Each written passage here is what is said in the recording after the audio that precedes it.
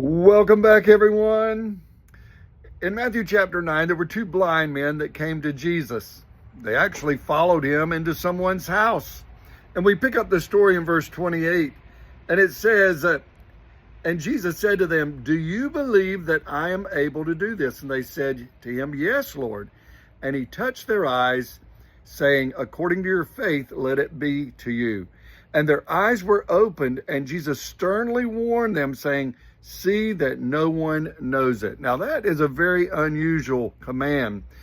Don't tell anybody what I've done for you, because usually Jesus wants everyone to know his power and his work. But in this case, Jesus said, don't tell. Now, when we look at the full picture, we understand that it wasn't Jesus's time yet to be, for all the attention. He didn't want all the attention at this moment. And so he was trying to keep it low key. But what a very difficult command for these men.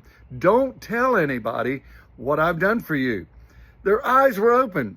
And so in verse number 31, but when they had departed, they spread the news about him in all that country. And friends, I want to say to you that here is a wonderful thing that has taken place for these men, but they disobeyed. Now, they didn't understand the command. I think about sometimes when we tell our children when they're small, we tell them to do something or don't do something, and they don't understand.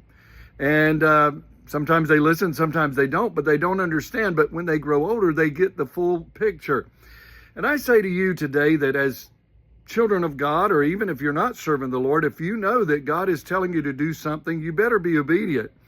Because obedience is, as the prophet said in the Old Testament, obedience is better than sacrifice. We must obey the words of the Lord, even though it may not make sense. One day we'll understand it better by and by. There's a song that says that. But I encourage you, we must obey what the words of the Lord says. Even though we don't understand, let's follow him. Well, listen, you have a wonderful day. We'll see you back again tomorrow. Bye-bye.